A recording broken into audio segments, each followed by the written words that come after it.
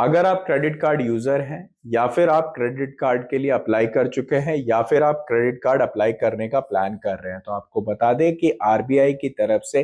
Credit card से जुड़े एक नियम में बदलाव किया गया जिसके अकॉर्डिंग आरबीआई ने एक गाइडलाइन जारी की है। ये जो गाइडलाइन है ये क्रेडिट कार्ड नेटवर्क बैंक और एनबीएफसी को इशू कर दी गई है। इस गाइडलाइन के अकॉर्डिंग अब जब कस्टमर को क्रेडिट कार्ड इशू किया जाएगा यानी कि क्रेडिट कार्ड का जब एप्लीकेशन फॉर्म फिल किया जाएगा तो उस टाइम पे जो कस्टमर है वो अपने कार्ड नेटवर्क को खुद चूज कर सकता है। इसके लिए कार्ड इशू करने वाले बैंक और एनबीएफसी को अपने कस्टमर्स को एक से ज्यादा कार्ड नेटवर्क चूज करने का ऑप्शन देना होगा। दूसरी तरफ अगर हम बात करें कि जो already existing credit card holders हैं उनके लिए इसका बेनिफिट किस तरीके से एग्जीक्यूट होगा तो आपको बता दें कि जब आप अपने कार्ड को रिन्यू कराएंगे उस टाइम पे आप इस चीज का बेनिफिट ले सकते हैं। कार्ड रिन्यू जनरली आप तब कराते हैं जब आपके कार्ड की जो एक्सपायरी डेट है वो एंड हो जाती है और ये आपके कार्ड की एक्सपायरी डेट जो है वो आपके कार्ड में ऑलरेडी मेंशन हो रखी होती है।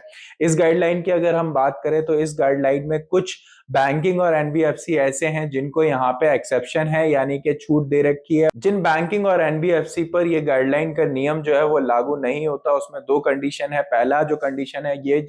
उन बैंक्स के लिए है, उन एनबीएफसी के लिए है जिनके नंबर ऑफ कार्ड जो इशू किए गए हैं उनके नंबर्स जो है वो 10 लाख या उससे कम है। दूसरा, क्रेडिट कार्ड इशू करने वाले कुछ बैंकिंग और एनबीएफसी ऐसी भी हैं जो कि खुद के थ्रू एक्वायर किए गए कार्ड नेटवर्क के थ्रू कार्ड इशू करती हैं तो इनको भी एक्सेप्शन अलाउड है। देन इसके बाद अगर हम बात करें तो ये जो गाइडलाइन है इसके जो नियम है वो 6 मार्च से लागू हो जाएंगे। अब सवाल ये आता है कि ये जो क्रेडिट कार्ड नेटवर्क है ये है क्या, इसका यूज क्या है और किस तरीके से ये वर्क करता है। तो आपको बता दें कि करंटली हमारे देश में 5 कार्ड नेटवर्क हैं जो कि ऑपरेट करते हैं। इसमें जो पहला है वो वीजा है, दूसरा मास्टर कार्ड है, तीसरा अमेरिकन एक्सप्रेस है, चौथा डेनोर है और पांचवा जो है वो रुपे है। इन सभी कार्ड का जो काम होता है जनरली वो ये होता है कि जो शॉपकीपर है और जो कार्ड इशू करने वाली ऑर्गेनाइजेशंस हैं जो कि बैंकिंग और एनबीएफसी होती हैं इनके बीच में जो ट्रांजैक्शन है उसको सेटल करने का काम ये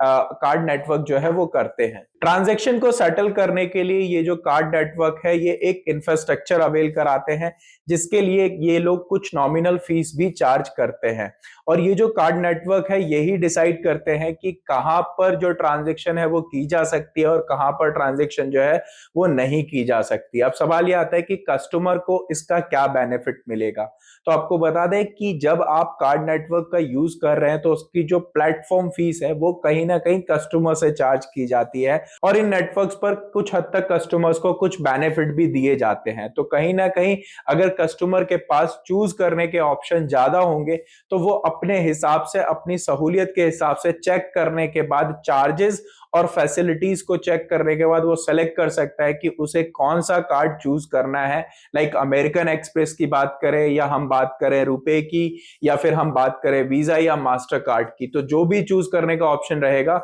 वो कस्टमर के हाथ में रहेगा उसके पर्सनल बेनिफिट के हिसाब से।